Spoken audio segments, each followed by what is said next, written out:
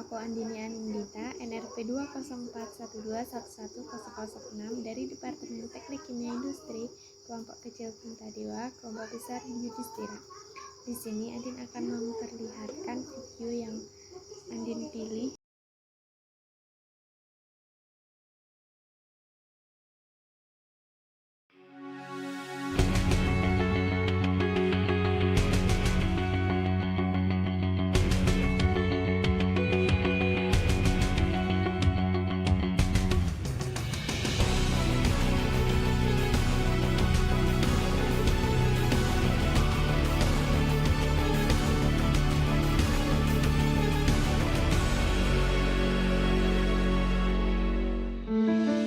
Selamat malam, selamat datang di Mata Najwa. Saya Najwa Shihab, tuan rumah Mata Najwa.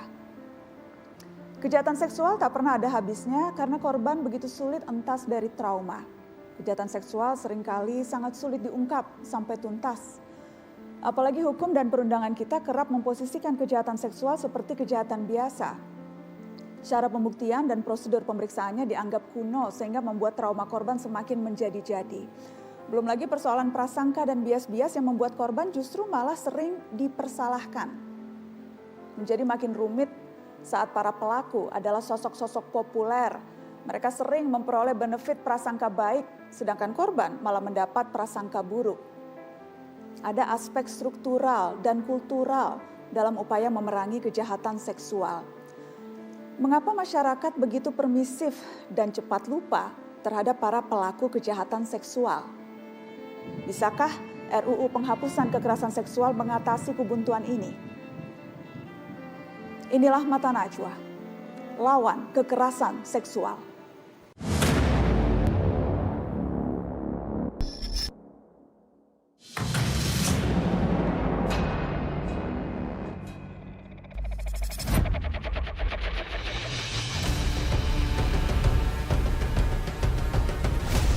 Berdasarkan laporan pengaduan, korban mencapai 41 anak di bawah umur.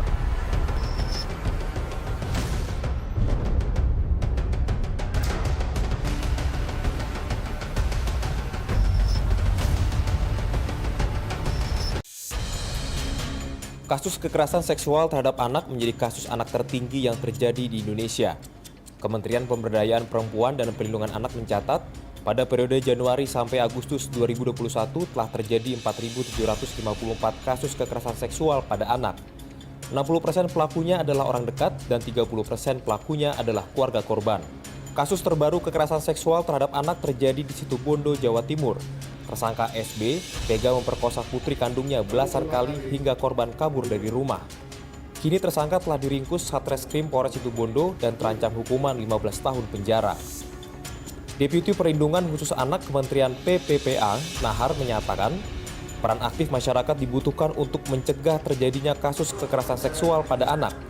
Setiap tahun, Kementerian PPPA mendorong terwujudnya daerah ramah anak di tingkat kabupaten atau kota. Anak-anak ini misalnya yang tadi disampaikan ketika dia merasa kesulitan untuk melaporkan dan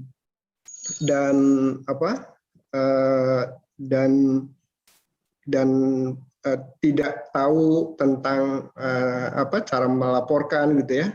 Kita sosialisasikan juga nomor-nomor yang bisa dihubungi gitu ya. Jadi seperti Kementerian Pemberdayaan Perempuan Perlindungan Anak sekarang punya telepon pengaduan 129, dan telepon itu bukan hanya pengaduan ya, tetapi juga dilengkapi dengan sarana prasarana, termasuk juga SDM yang bisa merespon ketika harus diupayakan penjangkauan dan pendampingan. Sementara psikolog forensik Lentera Anak Indonesia Reza Indragiri Amril mengatakan, pendidikan integritas tubuh harus diajarkan terhadap anak sejak usia dini. Anak harus dibangkitkan kesadarannya bahwa mereka memiliki tubuh yang harus dijaga. Anak juga harus diajari untuk waspada jika ada orang lain, termasuk orang tuanya, melakukan perbuatan yang melewati batas terhadap tubuhnya. Kenapa kemudian orang tua melakukan kejahatan seksual terhadap anaknya? Ya, pertama, jelas karena dorongan atau syahwat seksual ada pada orang dewasa, ada pada orang tua. ketika orang tua, dalam hal ini ayah misalnya, tidak memiliki relasi seksual yang harmonis dengan istrinya, maka barangkali prinsipnya adalah tak ada rotan akar pun jadi. Disalurkanlah syahwat seksual yang tidak bertanggung jawab itu, yang amoral itu, ke target yang tidak semestinya. Kenapa tidak pilih sesama orang dewasa, misalnya ke PSK? Ya karena kalau ke PSK kan harus bayar. Reza Indragiri Amril mengatakan, anak-anak adalah kelompok rentan terhadap kejahatan seksual bagi pelaku orang dekat. Anak-anak menjadi target karena pelaku sangat mengetahui dan menguasai keseharian korban. Arief Kurniawan, Nedi Pranidia, Jakarta. Nah, dalam video tersebut dijelaskan bahwa banyak sekali perempuan yang mengalami kekerasan seksual, dan saya melihat dampak psikologis serta emosional terhadap mereka setelah itu terjadi. Hidup mereka tidak akan sama lagi. Entah itu mereka berusaha sekuat apapun, terapi apapun, memori itu akan selalu ada di hidup mereka. Saya mengamati banyak kasus di luar negeri tentang kekerasan seksual. Korban langsung diberikan penanganan hukum gratis, penanganan mental, serta emosional dan fisik gratis, agar mereka bisa bangkit kembali dan kembali lagi ke hidup mereka sehari-hari.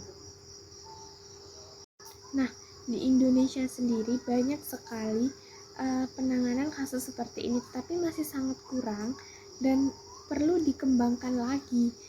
Dan sedihnya, suatu hal yang dinamakan urip culture terus dipercaya di media, maupun itu di TV, majalah, koran, atau media sosial lainnya, di mana seringkali korban yang disalahkan, dan oleh karena itu membuat suatu stigma untuk korban takut melaporkan apa yang terjadi sama mereka.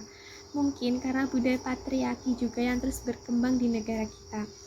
Bahkan keluarga pun kadang tidak peduli dengan kasus seperti, bukan tidak peduli, tapi takut dan tidak tahu apa yang harus dilakukan, tidak tahu harus berbuat apa, karena mereka malu akan dampak sosial terhadap keluarga mereka. Dan sebenarnya banyak faktor-faktor kenapa Indonesia masih sangat terbelakang untuk masalah penanganan kasus kekerasan seksual seperti ini.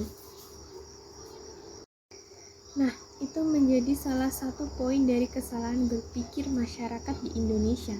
Hal tentang seperti ini seharusnya sudah tidak ada di zaman tahun 2021 ini.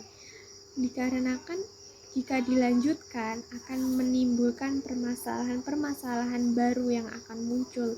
Untuk mengatasinya, kita juga harus menjaga diri kita untuk tetap berpakaian sopan dan tidak memancing hal-hal yang negatif, serta kita harus mengedukasi semua masyarakat di Indonesia tentang kekerasan seksual ini. Dan juga kita juga harus mendesak pemerintah untuk mengesahkan tentang rancangan undang-undang kekerasan seksual, dikarenakan undang-undang di negara kita ini masih sangat